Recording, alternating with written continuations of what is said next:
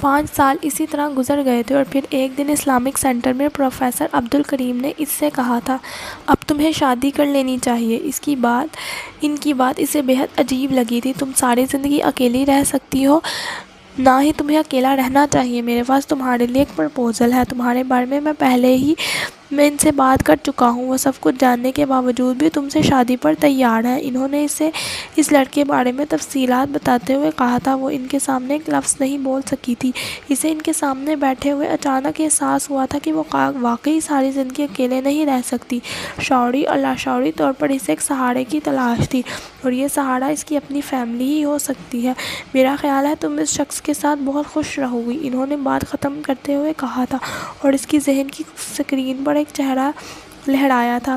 خوش میں صرف ایک شخص کے ساتھ رہ کر ہو سکتی ہوں، اور اس شخص کے لیے میں مر چکی ہوں۔ ہاں، شادی کسی بھی کے ساتھ بھی کی جا سکتی ہے، اور زندگی کسی کے ساتھ بھی گزاری جا سکتی ہے، اور مجھے واقعی کسی کے ساتھ شادی کر لینی چاہیے۔ شاید میری زندگی میں کچھ بہتری آ جائے، شاید مجھے اولڈ ہوم میں نہ رہنا پڑے۔ اس نے پروفیسر عبدالکریم کے پاس سے اٹھتے ہوئے سوچا تھا۔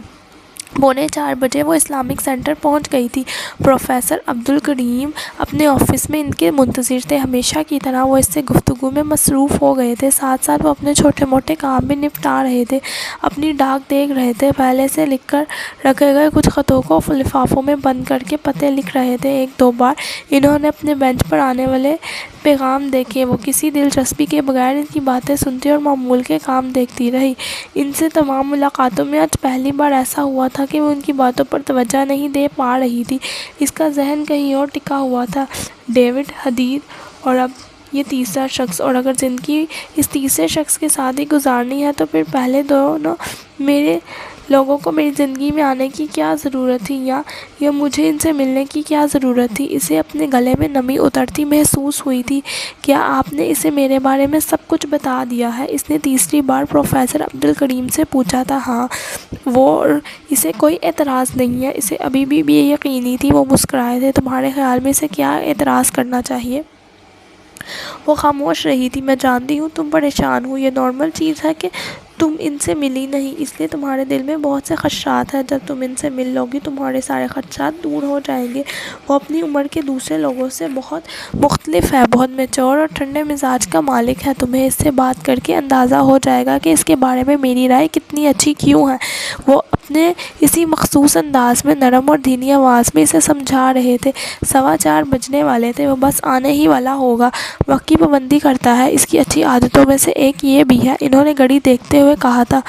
وقت کی پابندی، اسے کوئی بے اختیار یاد آیا تھا۔ آنکھوں میں آنے والی نمی کو روکنے کے لیے اس نے ہونٹوں کو سختی سے بھینچ لیا تھا۔ ہر چیز کو کبھی نہ کبھی اپنے مقام پر جانا ہی ہوتا ہے۔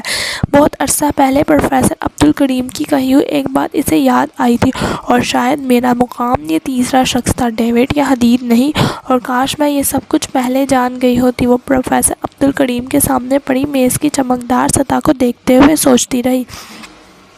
4:10 پر دروازے پر کسی نے دستک دی تھی، اور پھر دروازہ کھول کر کوئی اندر آ گیا تھا۔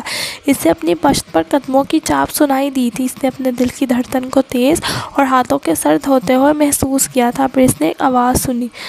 گرم کمرے میں بھی اس کا پورا جسم جیسے برف کی چٹان بن گیا تھا۔ پروفیسر عبدالکریم اب آنے والے سے بات کر رہے تھے۔ ثانیہ نے کانپتے ہوئے ہاتھوں سے اپنے ماتھے پر نمی محسوس کرنے کی کوشش کی تھی۔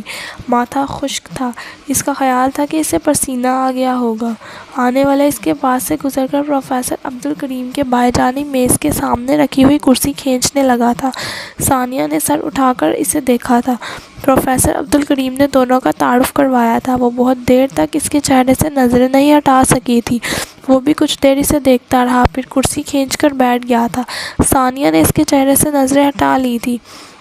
وہ بڑی سنجیدگی سے پروفیسر عبدالکریم کی باتوں میں مصروف تھا۔ تم یقیناً اسے پسند کرو گی، بہت میچور اور ٹھنڈے مزاج کا مالک ہے۔ پروفیسر عبدالکریم نے چند منٹ پہلے اس کے بارے میں کہا تھا۔ ہاں، وہ دیکھنے میں ایسا ہی لگ رہا تھا، میچور اور کول ہیڈڈ میں۔ کیا کوئی بھی لڑکی اسے پسند کر سکتی تھی، چاہے پہلے اس کی زندگی میں کوئی آیا ہو یا نہیں؟ اس نے تلخی سے سوچا تھا۔ تم دونوں ایک دوسرے کے بارے میں تقریباً سب کچھ پہلے ہی جانتے ہو۔ میرے خیال میں ایسی کوئی بات نہیں ہے جسے میں نے تم لوگوں کو آگاہ نہ کر دیا ہو۔ اب یہ ضروری ہے کہ تم لوگ ایک دوسرے سے گفتگو کرو تاکہ ایک دوسرے کے بارے میں مزید جو کچھ جاننا چاہتے ہو جان سکو۔ میں کچھ دیر کے لیے کمرے سے باہر چلا جاتا ہوں، تم لوگ اتنی دیر آپس میں بات کر سکتے ہو۔ پروفیسر عبدالکریم کمرے سے نکل گئے تھے۔ ثانیہ نے گردن موڑ کر اپنی پشت پر بندھے ہوتے ہوئے دروازہ دیکھا تھا، پھر اس کی طرف دیکھا تھا۔ وہ سر جھکائے اپنے ہاتھ میں پکڑی ہوئی کی رنگ سے اپنی جینز پر نظر آنے والی لکیریں بنانے میں مصروف تھا۔ ثانیہ نے اس پر سے نظر ہٹا لی تھی۔ سامنے فرنچ ڈور سے اس نے باہر آنے والے منظر میں اپنی دلچسپی کی کوئی چیز ڈھونڈنے کی کوشش کی تھی، کوئی بھی چیز۔ وہ ناکام رہی تھی۔ کمرے میں مکمل خاموشی تھی اور خاموشی کو توڑنا ہمیشہ مشکل ہوتا ہے۔ کون پہلے بولے گا، میں یا یہ؟ اور جو پہلے بات شروع کرے گا وہ کیا کہے گا؟ ثانیہ نے سوچنے کی کوشش کی تھی۔ وقت آہستہ آہستہ گزر رہا تھا۔ میرے پاس تو کہنے کے لیے کچھ نہیں ہے، مگر یہ کیوں خاموش ہے؟ اس کے پاس تو کہنے کے لیے بہت کچھ ہونا چاہیے، بہت کچھ۔ اس کے پاس تو لفظوں کی کمی نہیں ہونی چاہیے، ثانیہ نے سوچا تھا۔ اس نے سر جھکا لیا تھا۔ 1 منٹ، 2 منٹ، 3 منٹ، 4 منٹ، 5ویں منٹ پر ثانیہ نے اسے گہری اور لمبی سانس لیتے ہوئے سنا تھا، یوں جیسے وہ کسی ٹرانس سے باہر آ گیا تھا۔ اور اب یہ کیا کہے گا؟ ثانیہ نے سر جھکائے جیسے اندازہ لگانے کی کوشش کی تھی۔ پچھلے 6 سال میں جس چہرے کو دیکھنے کی میں نے سب سے زیادہ خواہش کی تھی وہ تمہارا چہرہ تھا، اور آج یہاں تمہیں دیکھنے کے بعد جس چہرے کو میں کبھی دوبارہ دیکھنا نہیں چاہتا وہ بھی تمہارا چہرہ ہے۔ عجیب بات ہے نا؟ ہاں ٹھیک ہے، مجھے یقین تھا یہ ایسی ہی کوئی بات کہے گا، ثانیہ نے سوچا۔ پچھلے 6 سال میں جس چہرے کو میں کبھی دیکھنا نہیں چاہتی تھی وہ تمہارا چہرہ تھا، اور آج یہاں اس کمرے میں تمہیں دیکھنے کے بعد جس چہرے کو میں دوبارہ کبھی اپنی نظروں سے اوجھل نہیں ہونے دینا چاہتی وہ بھی تمہارا ہی چہرہ ہے۔ عجیب بات ہے نا؟ اس نے سوچا تھا۔ اپنے اندازے کے صحیح ہونے پر اسے جیسے ایک عجیب سی خوشی ہوئی تھی۔ وہ اب بھی بول رہا تھا، اسے پختہ اور سرد آواز میں، میں لوگوں کو کبھی نہیں سمجھ سکتا، اور عورت کو تو شاید بالکل بھی نہیں۔ میں نہیں جانتا ہر ایک مجھے ہی کیوں دھوکہ دینا چاہتا ہے۔ میں نے تو کبھی کسی کے لیے برا سوچا ہے نہ برا چاہا، پھر بھی پتہ نہیں لوگ میرے ساتھ یہ سب کیوں کرتے ہیں۔ اپنی گود میں رکھے ہوئے دائیں ہاتھ کی پشت پر اس نے پانی کے چند قطرے گرتے دیکھے تھے، اور پھر ہاتھ دھندلا گیا تھا۔ اس نے سر نہیں اٹھایا۔ اس کی آواز اب بھی کمرے میں گونج رہی تھی۔ تمہیں یہاں اس کمرے میں دیکھنے کے بعد مجھے یوں لگ رہا ہے جیسے میں پھر وہیں پہنچ گیا ہوں جہاں 6 سال پہلے کھڑا تھا، اور میں آج تک وہیں کھڑی ہوں جہاں 6 سال پہلے تھی۔ 6 سال پہلے تم سے ملنے کے بعد میں نے سوچا تھا دنیا میں ابھی بھی کچھ ایسے لوگ ہیں جو خود غرض نہیں ہیں، جنہیں دوسروں کی پرواہ ہے۔ 6 سال پہلے میں نے تمہیں آئیڈیلائز کیا تھا، میں نے سوچا تھا مجھے زندگی میں تمہارے جیسا بننا ہے۔ آج یہاں اس کمرے میں بیٹھا میں سوچ رہا ہوں کہ دنیا میں مجھ سے زیادہ بے وقوف کوئی اور ہوگا۔ اس کی آواز میں رنجش تھی۔ ثانیہ کے ہاتھ پر گرنے والے پانی میں کچھ اور اضافہ ہو گیا تھا۔ 5 سال پہلے جب میں نے واپس آ کر تمہیں تلاش کرنے کی کوشش کی تھی اور مجھے پتہ چلا تھا کہ تم مر چکی ہو تو میں بہت رویا تھا۔ مجھے لگا تھا ایک بار پھر میری دنیا ختم ہو گئی۔ آج تمہیں یہاں دیکھ کر لگ رہا ہے کہ دنیا تو آج ختم ہوئی ہے۔ میں نہیں جانتا اس کمرے سے نکلنے کے بعد میں کیا کروں گا، میں دوبارہ کسی عورت پر اعتبار کر بھی پاؤں گا یا نہیں۔ تم تو بہت باتیں کیا کرتی تھی، آج خاموش کیوں ہو؟ کچھ کہو۔ وہ اب اس سے پوچھ رہا تھا۔ تمہارے آنسوؤں جیسے ہتھیار کا سہارا لینے کی کوئی ضرورت نہیں ہے، تم تو اس کے بغیر بھی دوسروں کو منہ کے بل گرانے میں ماہر ہو۔ وہ شاید اس کے بہتے ہوئے آنسو دیکھ چکا تھا۔ ثانیہ نے کانپتے ہاتھوں کے ساتھ گالوں پر بہتے آنسوؤں کو صاف کیا تھا۔ میں تمہاری زندگی کی پوری کہانی میں اپنا رول سمجھنے کی کوشش کر رہا ہوں۔ تمہارے لیے میں کیا تھا، ایک فلر، ایک سپورٹ یا کچھ بھی نہیں۔ میں جاننا چاہتا ہوں کہ تم کو مجھ سے کیا چاہیے تھا، کون سی چیز تمہیں میری جانب کھینچ کر لائی تھی، تم نے میرے ساتھ یہ سب کیوں کیا؟ اس کے پاس سوالوں کا انبار تھا اور ثانیہ کے پاس جوابات نہیں تھے۔ اپنی گود میں رکھا ہوا بیگ اٹھا کر وہ کھڑی ہو گئی تھی۔ وہ ارادہ بھانپ گیا تھا۔ تم کہاں جا رہی ہو؟ اس نے تیزی سے پوچھا تھا۔ کرسی دھکیل کر وہ دروازے کی طرف مڑ گئی تھی۔ وہ لپکتا ہوا اس کا راستہ روک کر کھڑا ہو گیا تھا۔ میرے سوالوں کا جواب دیے بغیر تم کیسے جا سکتی ہو؟ تم اس طرح کیسے جا سکتی ہو؟ وہ خاموش رہی تھی۔ تم جانتی ہو تم نے مجھے کتنا بڑا دھوکہ دیا ہے، وہ اس کے بالکل سامنے کھڑا کہہ رہا تھا۔ ثانیہ نے اس کا چہرہ دیکھنے کی کوشش نہیں کی، وہ اس کی جیکٹ کے کالرز کو دیکھتی رہی۔ وہ کہہ رہا تھا، ایک بہت بڑا فراڈ ہو۔ اس نے جیکٹ کے بٹن گننا شروع کر دیے تھے۔ اس طرح چپ رہ کر کیا ثابت کرنا چاہتی ہو تم؟ ڈرامے کا کون سا ایکٹ کر رہی ہو جسے اب پرفارم کرنا چاہتی ہو؟ وہ بٹن گن چکی تھی، اب دوبارہ کالر دیکھ رہی تھی۔ کیا تم بول نہیں سکتی ہو؟